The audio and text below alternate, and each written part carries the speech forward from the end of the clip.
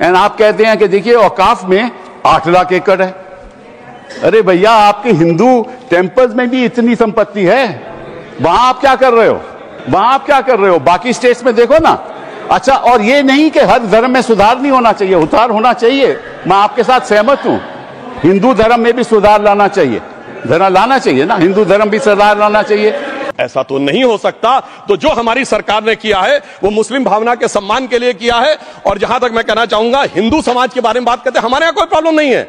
हमारे यहां कोई ऐसा नहीं कि हज पे कोई गैर मुस्लिम नहीं जा सकता। हमारे देखिए कुंभ में 50 लाख विदेशी आए थे और किसी से नहीं कहा या कन्वर्ट हो जाओ। इसलिए मैं कहना चाहता हूं, हिंदुइज्म की धारणा और बाकी धारणा का जो तुलना करने का प्रयास करते हैं वो बहुत उचित नहीं है। मगर सभापति महोदय, इस वक्त में कई अद्भुत नजारे दिखाए। इस्लाम में जो काफिर से ज्यादा मुशरिक और शिर्क को बुरा माना गया, नहीं जो भगवान को माने ही नहीं। यहां देखिए वो लेफ्ट के लोग जो कहते हैं धर्म एक अफीम है, वो आज खुदाई खिदमतगार बन के खड़े हो गए। सोचिए कैसा बदलाव आया है। और सर, मुझे एक और चीज नजर आती है। एक पुराना गीत था, वक्त ने किया क्या हसी सितम।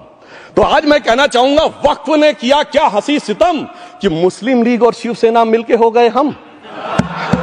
और मैं कहना चाहता हूं, यह मुस्लिम लीग वो है जिसने सेपरेट इलेक्टोरेट की मांग की थी और इस शिवसेना के उबाटा के हमारे इस सदन के एक सदस्य हैं।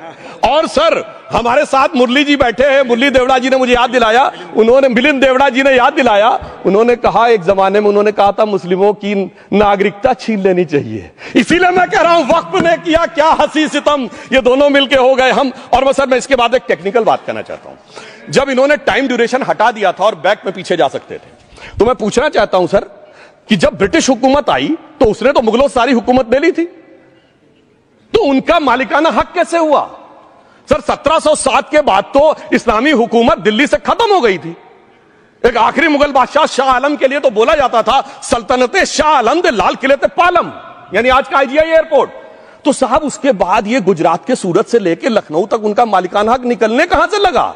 अरे भाई, जब दिल्ली को कैप्चर किया था अंग्रेजों ने तो सारी जमीन अंग्रेजों की थी। तो जब मैं अपने कांग्रेस के मित्रों से पूछना चाहता हूं, ये जब गवर्नमेंट ऑफ इंडिया एक्ट में पावर डीड ट्रांसफर की थी तो पढ़े नहीं थे क्या? या खोखले कागज पर साइन कर लिए थे? या कागज सही था, आप खोखला करने की बात है? मैं पूछना चाहता हूं, जब 250 साल तक वो हुकूमत ही नहीं रही तो उस हुकूमत के फरमान की लेजिटिमेसी कैसे हो सकती है? ये मैं कानूनविदों के लिए भी एक फूड फॉर थॉट रखने की बात करता हूं। और दूसरी बात मैं कहना चाहता हूं, ये किन हुकूमतों की बात कर रहे हैं सभापति महोदय? अगर सूरत नगर निगम पे दावा है मुगल के जमाने का और तमिलनाडु के मंदिर पर अरकाट के नवाब का, सभापति महोदय, ये वो हुकूमतें थी जो जजिया लगाती थी। ये वो हुकूमतें थी जो जिम्मी का कॉन्सेप्ट रखती थी। ये वो हुकूमतें थी जो गाजी की बात करती थी। क्या भारत के संविधान में उन हुकूमतों के फरमान को सही मान्यता देना सही है? बिल्कुल गलत है। मैं कहता हूं, बाबा साहब अंबेडकर के संविधान में यदि आप ऐसी हुकूमतों के फरमान को रखने की कोशिश करते हैं तो this is fraud on constitution. और हमारी सरकार ने अगर बैकडेट से वो बंद किया है तो उस फ्रॉड को रोकने की पूरी व्यवस्था की है। और यहां पर मैं ये भी कहना चाहता हूं सभापति महोदय, जमींदारी उन्मूलन 1948 में हो गया, मगर ये बाद में जमींदार कैसे क्रिएट हो गए? हमने बचपन में विनोबा भावे, हम लोगों के जन्म से बहुत पहले की बात है, विनोबा भावे जी के भूदान आंदोलन की बात सुनी थी, जिसमें जमींदारों से पैसा लेके जमीन लेके गरीबों को दी जाती थी। पर सभापति महोदय, कभी आपने सुना कि गरीबों की जमीन जमींदारों को मिल जाए? वो 2013 के बोर्ड ने वो व्यवस्था कर रखी थी। यानी वो भूदान आंदोलन था गांधी जी के शिष्य विनोबा जी का, तो आज के गांधियों के नेतृत्व में भू हड़प आंदोलन शुरू हो गया। अगर वो भूदान आंदोलन था तो ये भू हड़प आंदोलन था। इसलिए मैं एक और बात भी कहना चाहूंगा सभापति महोदय कि जिन हुकूमतों के फरमान की बात की जाती है, एक और फैक्ट है, इसको कोई अन्यथा न ले, जितने मुस्लिम बादशाह अलाउद्दीन खिलजी के बाद उन्होंने बगदाद की खलीफा का खुतबा पढ़ा है।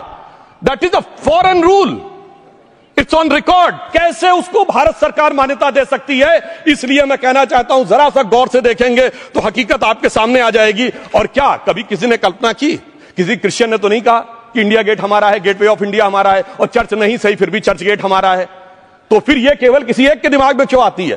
हमने जो इवैक्यू एक्ट के तहत दे दिया था पाकिस्तान के गए लोगों को, क्या हमारे जो सिख और हिंदू भाई आए थे उनकी जमीनें मिली? अरे महाराजा रणजीत सिंह की राजधानी लाहौर थी और काबुल तक था राज, तो क्या उन्होंने जमीनें नहीं दान दी होगी गुरुद्वारे और मंदिरों को? वो मिली। अरे वो तो छोड़िए, ननकाना साहब और करतारपुर साहब तक नहीं मिला था। इससे दिखाई पड़ता है कि कितनी एक तरफा हम लोगों ने कोई निगोशिएट ही नहीं किया और उसे करने की बात कही थी। इसलिए मैं कह सकता हूं सर कि अब हमारी सरकार ने जो संशोधन किए हैं, अब यह मजहबी हुकूमत के फरमान से नहीं, बाबा साहब अंबेडकर के संविधान से चलने वाला है। अब मैं अंत में उस विषय के ऊपर आता हूं जिसे सांप्रदायिक राजनीति बनाम सेकुलर राजनीति इसके ऊपर कहा जाता है। सभापति महोदय, मैं बताना चाहता हूं कि जब आजादी मिली उसके बाद क्या किसी ने डिमांड किया था कि हमें वक्फ बोर्ड चाहिए? नहीं किया था। फिर क्यों 54 में दिया गया? किसी मुस्लिम ने डिमांड किया क्या कि मदरसे चाहिए? फिर क्यों दिया गया? मुस्लिम समाज तो राष्ट्र की मुख्य धारा में आने को तैयार था, इसीलिए यूसुफ खान, दिलीप कुमार के नाम से आने में उन्हें कोई प्रॉब्लम नहीं थी। महजबीन बानो को मीना कुमारी के रूप में आने में प्रॉब्लम नहीं थी। मुमताज बेगम को मधुबाला बन के आने में प्रॉब्लम नहीं थी। हामिद अली को अजीत के रूप में आने प्रॉब्लम नहीं थी।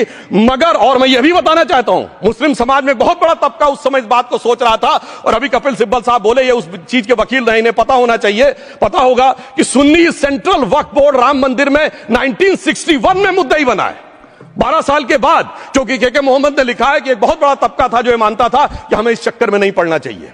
मगर अफसोस कि वही लेफ्टिस्टों, सेकुलरिस्टों ने उनको समझाकर इस मुकाम तक लाकर खड़ा कर लिया। अब यहां मैं एक और बात कहना चाहूं, खैर छोड़िए उन सरकारों ने बाद में क्या दिया, मगर उसके बाद सुनिए, इंदिरा जी के जमाने में मुस्लिम पर्सनल लॉ बोर्ड आया, तो राजीव जी के जमाने में शाहबानो केस आया, तो नरसिम्हा राव के जमाने में 95 का एक्ट आया, तो मनमोहन सिंह जी के जमाने में 2013 का एक्ट आया, मगर इलाज नहीं निकला। तो इसे एक शेर में कहूंगा कि मरीजे सेकुलर इश्क पर लानत खुदा की, मर्ज बढ़ता गया जो दवा की। अब मैं सभापति महोदय एक और बात कहना चाहता हूं। शुरू के 20-25 साल में मुस्लिम समाज के बारे में मैं कहना चाहता हूं, आज जब आजादी मिली तो मुस्लिम समाज के प्रतीक कौन थे? उस्ताद बिस्मिल्लाह खां, उस्ताद फरीदुद्दीन डागर, उस्ताद बड़े गुलाम अली, उस्ताद जाकिर हुसैन, जिनकी अभी कुछ दिन पहले डेथ हुई, बड़े बड़े नगमा निवार, हसरत जयपुरी, मजरूर सुल्तानपुरी, साहिर लुधियानवी, कैफी आजमी, जोश मलियाबादी, जिगर मुरादाबादी। अब सर क्या हो गया? तब मुस्लिम समाज इन अदब के शाहकारों के साथ जोड़ा जाता था। आज मुस्लिम समाज का नेतृत्व किन लोगों के साथ जोड़ता है? इशरत जहां, याकूब मेनन, मुख्तार अंसारी, अतीक अहमद, दाऊद इब्राहिम। कौन जोड़ रहा है ये? तब से सर, जब से ये सेकुलर हो गया देश 1976 से और सेकुलर सियासत शुरू हुई, उसने ले जाकर इनको इस मुकाम तक पहुंचाया। और इस वक्फ बोर्ड के बिल में भी जो बात कही जा रही है सर, मुस्लिम समाज को यह समझाया गया कि तुम्हें बीजेपी वालों को तुमसे बड़ी अदावत है, और कहा गया इनको बड़ी मोहब्बत है। जब यह देश आजाद हुआ, मैं उत्तर प्रदेश का रहने वाला हूं, उत्तर प्रदेश में 1931 की सेंसस में 8% रेट ऑफ डेथ थी और सैयद मुसलमानों में 24% थी। यूपी की ब्यूरोक्रेसी में 20% थे। आज कहां चले गए सब? मैं एक लाइन में कहना चाहूंगा, ये अदावत और मोहब्बत की सियासत में ऐसे फंसे कि किसी को किसी की मोहब्बत ने मारा, किसी को किसी की अदावत ने मारा, मगर इस शराफत अली को सेकुलर सियासत ने मारा। और मैं सभापति महोदय एक और बात कहना चाहता हूं कि